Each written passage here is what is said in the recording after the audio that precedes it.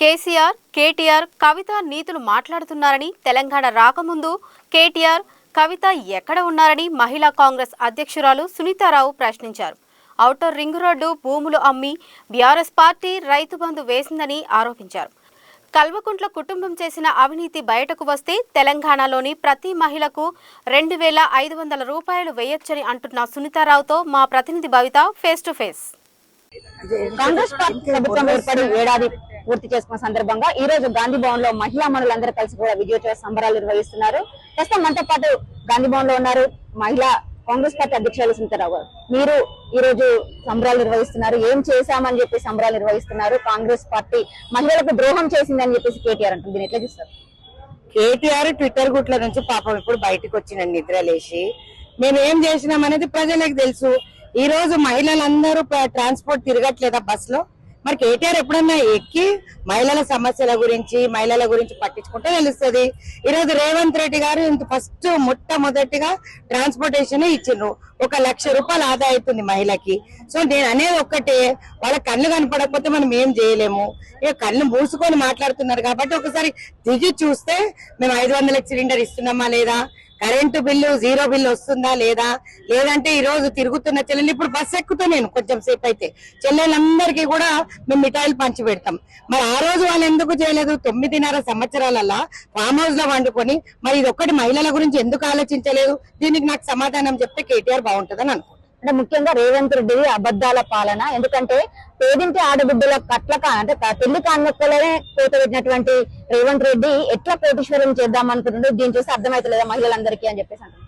సిగ్గు శరం ఉండాలి కేటీఆర్ కి ఇది మాట్లాడడానికి.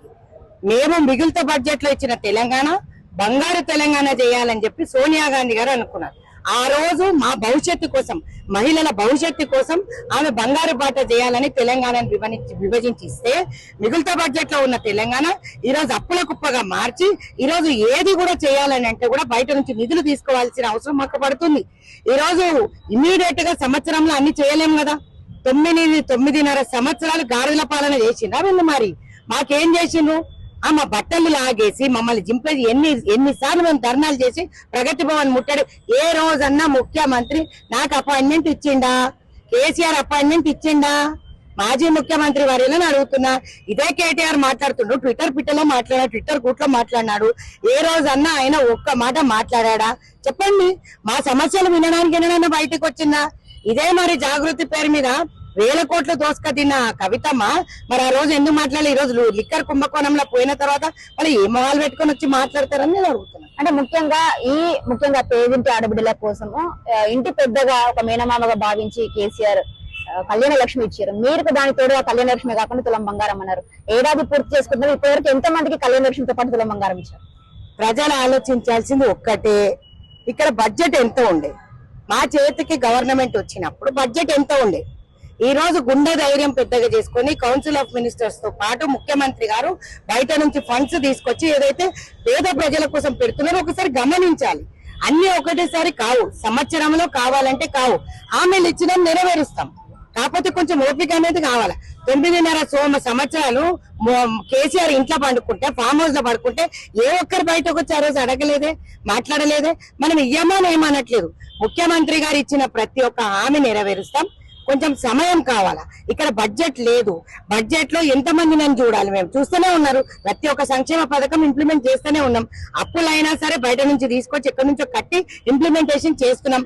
సమయంతో పాటు వాస్తవంగా ఎక్కడి నుంచో నిధులు కేటాయిస్తే కదా మనం ఇవ్వగలుగుతాం. సంవత్సరంలోనే అన్ని ఇవ్వాలి అని అంటే కుదరదు కదా. వాళ్ళు కూడా ప్రాక్టికల్ గా ఆలోచించాలి. పెళ్లి కాగానే బిడ్డలు అనలేరు కదా, సంవత్సరం పాటు వెయిట్ చేయాలి.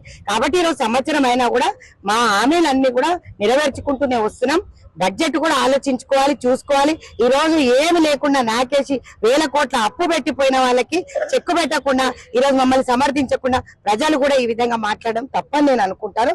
కొంచెం సమన్వయం పాటిస్తే ఖచ్చితంగా ముఖ్యమంత్రి గారు, కౌన్సిల్ ఆఫ్ మినిస్టర్స్ మీ మంచి కోసమే ఆలోచిస్తున్నాం. మీకు ఈ రోజు వరకు రేషన్ కార్డులు లేవు తల్లి, మీరు అది ఆలోచించారా? 9.5 సంవత్సరాలలో ఈరోజు సన్న బియ్యం ఇస్తానని మేము అంటున్నాం. ఈ రోజు వరి గురించి మాట్లాడుతున్నారు. పొద్దున్న లేస్తే ప్రతి దాంట్లో ఈ రోజు ఏ దాంట్లో మేము మీకు పెద్దపీట వేయట్లేదు. ట్రై చేస్తున్నారు ప్రతి ఒక్కరు. అన్ని ఇమీడియట్ గా కావాలంటే కుదరదు కాబట్టి కొంచెం సమన్వయం పాటించమని చెప్పి కోరుతున్నాం. అంటే ముఖ్యంగా ఇప్పుడు మీరు సమయం ఇవ్వాలి అని మాట్లాడుతారు. ఖచ్చితంగా రాష్ట్రం అప్పుల పాలైందని మీకు ముందు తెలియదా? బడ్జెట్ లో ఇప్పుడు లేదని చెప్తున్నారు. అసలు వాళ్ళని హామీలు ఎవరు ఏమన్నారు? వాళ్ళే కదా చెప్పింది. టైం కాదు, ఖచ్చితంగా వచ్చినటువంటి 100 days లో అన్ని అమలు చేస్తామని చెప్పింది కూడా వాళ్ళే కదా. ప్రజలు అడగలేదు కదా హామీలు అయితే అని చెప్పేసి కేటీఆర్ కూడా అంటున్నారు, ఇటు ప్రతిపక్షాలు ఇద్దరు కూడా అంటున్నారు. మేము హామీలు ఇచ్చిన నెరవేర్చమని అంటలేం కదా. ఈ రోజు అసలు యాక్చువల్ గా అంటే కరెక్ట్ చూస్తే మా ముఖ్యమంత్రి గారు వాళ్ళందరినీ కూర్చోబెట్టి కరెక్ట్ రుబ్బింది అనుకోండి, జైల్లో అన్ని బయటకు వస్తాయి.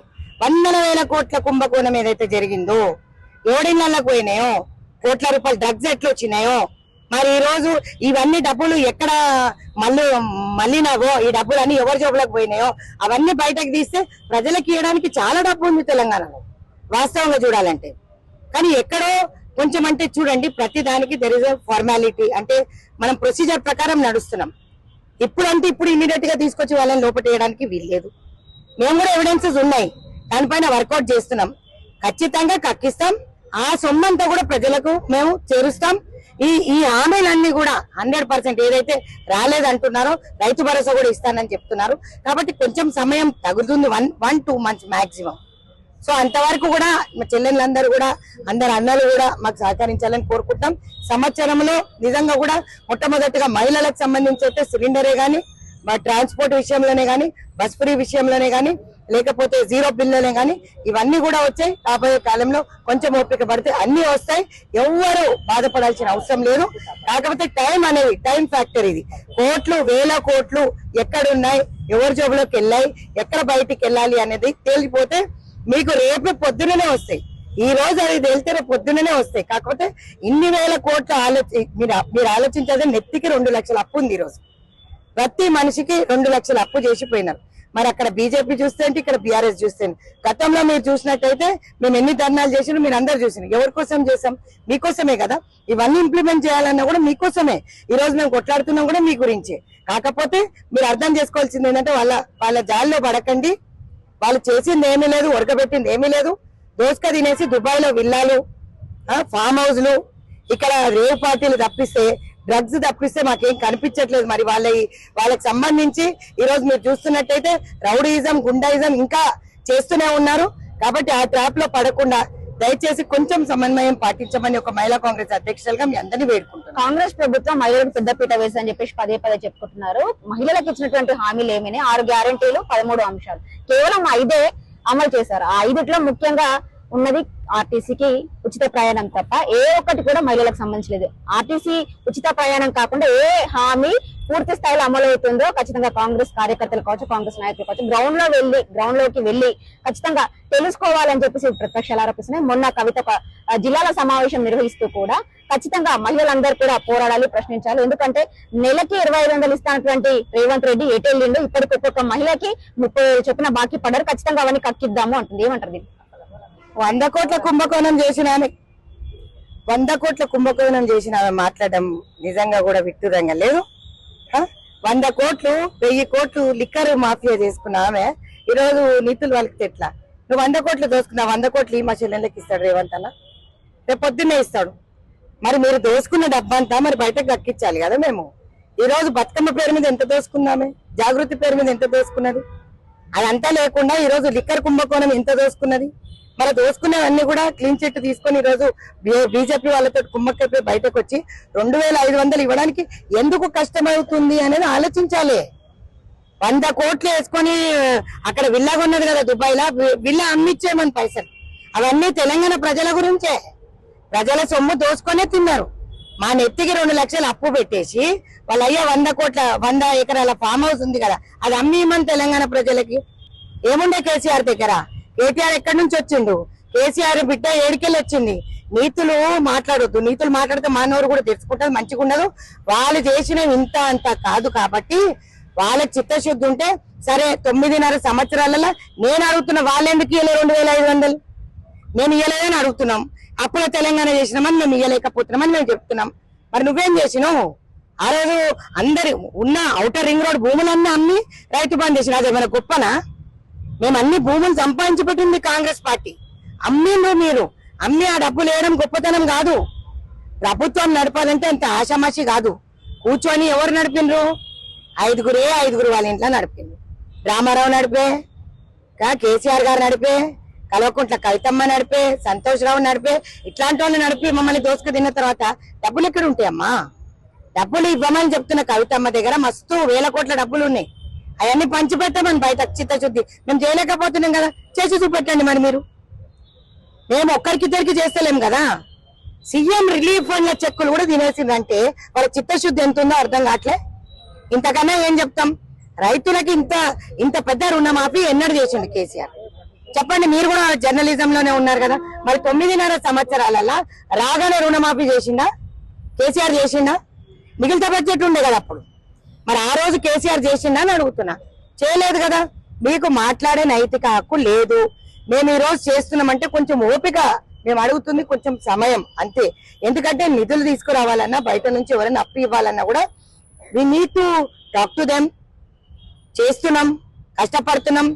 నేనైతే ఒకటే మాట మాట్లాడినా, ఈ అన్ని కుంభకోణాలు చేసిన వాళ్ళని నేను ఎన్కేసుకొస్తే, కేసీఆర్ ని బిడ్డని ఎన్కేసుకొస్తే తెలంగాణలో మహిళలందరికీ కూడా డబుల్ పెన్షన్ అంటే 2500 కదా, 5,000 జోబులకు వస్తాయి. వాళ్ళు చేసిన కరప్షన్ కి, ఇప్పుడు ప్రెసెంట్ గా వాళ్ళ ఫ్యామిలీ చేసిన కరప్షన్ కి హరీష్ రావు మాట్లాడతాడు. ఏం మాట్లాడుతున్నా హరీష్ రావు? వీళ్ళందరికీ ఇంకా కూడా మైండ్ దొబ్బింది. ఈ రోజుకి కూడా వాళ్ళు కళ్ళు తెరుచుకుంటలేరు.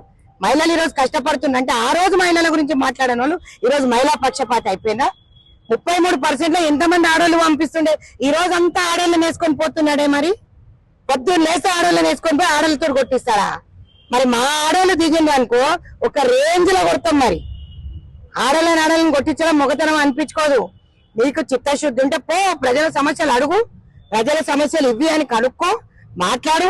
సాధ్యమైతే హెల్ప్ చేయండి. దోసుక తినలే, ఎన్నెన్ని దోసుక తిన్నారు? 10 ఏళ్ళు దోసుక తిన్నారు. ఎన్నెన్ని బండ్లు పక్కకు పెట్టుకున్నాడు మీ అయ్య మళ్ళీ సీఎం అవుతాడని చెప్పేసి. మరి ఆ బండ్లన్నీ ఎక్కడ పోయినాయి? మరి మేము మాట్లాడితే పద్ధతి ఉండదు. మా సంబరాలు అనేది మేము చేసుకోం ఖచ్చితంగా. చెల్లెండు ఎక్కడ సంతోషంగా ఉన్నారు. ఈ రోజు బస్సులు ఎక్కి మేము మాట్లాడినాము, కొట్టుకుంటున్నారు, జుట్లని ఆడియో లీకులు ఇస్తారు. సరే, whatever it may be, విజయోత్సవాలు అనేది ఖచ్చితంగా జరుగుతాయి. 100% రాబోయే కాలంలో అందరికీ మంచి చేస్తుంది కాంగ్రెస్ ప్రభుత్వం అనే నమ్మకం మాకుంది. ప్రజలందరూ కూడా గమనించాలి. 2,500 ఎక్కడ పోవు, 500 సిలిండర్ ఎక్కడ పోదు, మీకు 0 యూనిట్ కరెంటే గాని, బస్ ఫ్రీయే గాని, ఇచ్చిన హామీలు రైతు భరోసా గాని ఖచ్చితంగా ఇంప్లిమెంట్ చేస్తాం.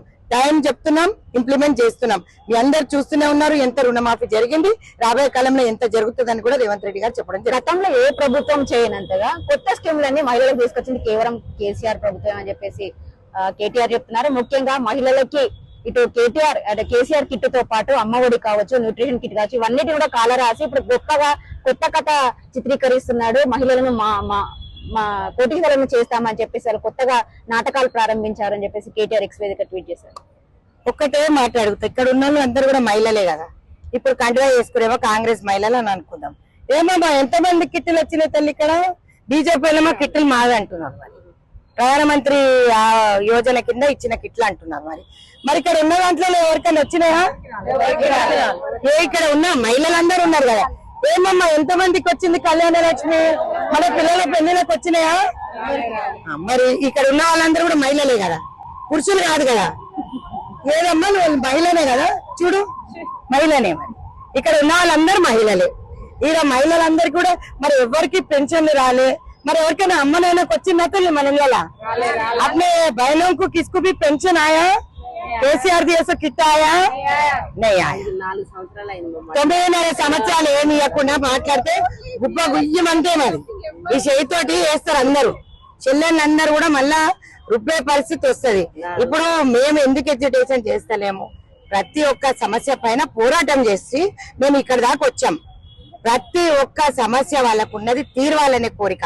ఇంటింటి తిరిగి క్యాంపెయినింగ్ చేసి 6 గ్యారెంటీలతో పాటు ప్రతి ఒక్కటి రేషన్ కార్డులతో పాటు ఈరోజు 2,500 గానీ ఇవ్వాలనే ప్రయత్నం చేస్తున్న ముఖ్యమంత్రికి హ్యాట్స్ ఆఫ్ చెప్పాలి. అంతేగాని ఈ విధంగా మాట్లాడడం అది సభ్యత కాదు.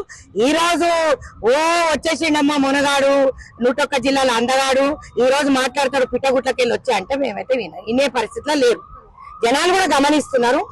కాకపోతే సమయం అనేది పడుతుంది ప్రతి దానికి. మేము అనుకున్నాం చేద్దామని చెప్పేసి అని, కానీ అంతటా మనం ప్రతి ఇంటికి పోతాం. బిడ్డ పెళ్లి ఉంటే అప్పు అడుగుతాం, అక్కడ అప్పులు అడుగుతున్నాం. కానీ అన్ని అందరు అప్పులు ఇవ్వడానికి రెడీ అయిపోవాలి కదా, కొంచెం సమయం అడుగుతుండ్రు. దాంట్లో కొంచెం టైం ల్యాప్స్ అవుతుంది అంతేగాని ఖచ్చితంగా రేవంత్ రెడ్డి గారు మీ అన్ని సమస్యలకి కౌన్సిల్ ఆఫ్ మినిస్టర్స్ వర్కౌట్ చేస్తున్నారు. తొందరలోనే రైతు భరోసానే గాని పెన్షన్స్ గాని అన్ని కూడా మీ ఇంటికి చేరుతాయి.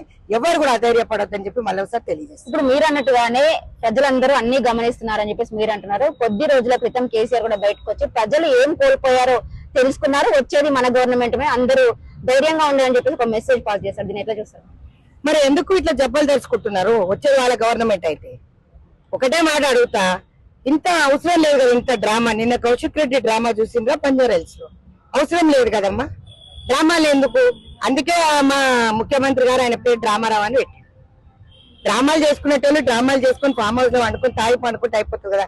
ఆ రోజు సీసా పెట్టుకున్న కేసీఆర్ బయటకు రానప్పుడు ఈ రోజు విట్టూరంగా ఎప్పుడో ఒకసారి వచ్చి బయటకు, ఇంకా నయం హెలికాప్టర్కి వెళ్ళి కింద పడ్డాడు ఆ రోజు. ఇప్పుడు భూమి మీద నడుచుకుంటూ కింద పడతాడో ఏం పడు మాకు తెలియదు. అది మేము ఉన్నాయన్నీ కూడా ప్రక్షాళన చేస్తాం. ఇప్పుడు ఫామ్ హౌస్ అంటే నా ఫామ్ హౌస్ కాదంటాడు. ఇక మరి ఇంకొక మాట మాట్లాడితే బాగుండదు మహిళా అధ్యక్షురాలుగా, ఎందుకంటే ఈరోజు సంబరాలు కాబట్టి మాకు కూడా మాట్లాడే అంశాలు చాలా ఉన్నాయి. ఈ రోజు డ్రామాలు బంద్ చేసి ప్రజల సమస్యలు వినండి, సాధ్యమైతే చేయూతని ఇవ్వండి. ముఖ్యమంత్రి గారు అంటున్నట్టు రండి, మాట్లాడండి, బయటికి రండి, అసెంబ్లీలో కూర్చోండి, ప్రజా సమస్యలు కొట్లాడండి, దానికి మేము చెప్పే సమాధానం ఏందో వినండి. అంతేగాని అనవసరంగా డ్రామాలు వేసుకుంటే మరి డ్రామాలుగా మిగిలిపోతారు. రేపు పొద్దున రాబోయే కాలంలో ఖచ్చితంగా మీకు చెక్కు పెడతారు. పెట్టింది కదా జనాలు, ఓటేసి చెక్కు పెట్టినా కూడా సిగ్గు రాకుండా మళ్ళీ ఇంకా మేము రూలింగ్ లోనే ఉన్నామని అనుకొని అహంకార ధోరణి అనేది నడవదు. రాబోయే కాలంలో కొన్ని రోజులలో ముఖ్యమంత్రి గారు అన్ని అంశాలపైన మాట్లాడుతూ అసెంబ్లీకి ఫస్ట్ రావాలని చెప్పి కేసీఆర్ గారిని విజ్ఞప్తి చేస్తున్న ఒక మహిళా అధ్యక్షురాలుగా, ఆడబిడ్డలను ఎన్నడూ చూడలే, ఆడలను ప్రగతి భవన్ రానియకపోతే నువ్వు మూసుకొని పెడితివి, పోలీసు వాళ్ళతోటి మా బట్టలు చింపిస్తేవి. ఆ రోజు మర్చిపోయిందా కేసీఆర్ అని అడుగుతా. ఇదే కేటీఆర్ ఆ రోజు మాట్లాడలేదు. మరి 33% మీద ధర్నా చేసిన లిక్కర్ రాని మరి ఆ రోజు ఈ రోజు ఏ విధంగా మాట్లాడుతుంది? ఆమె దోసుకున్న 100 కోట్లు ఇస్తే చాలు మా చెల్లెళ్ళకి అందరికి వచ్చేస్తాయి 2500. ఇంతకన్నా నేను ఎక్కువ మాట్లాడదలుచుకోలేదు. ఎందుకంటే దోచుకున్న సొమ్మంతా కూడా లెక్కలు వేస్తున్నాడు. 100% బయటకు తీస్తాడు, తెచ్చిన తర్వాత చెక్కు పెడతాడు.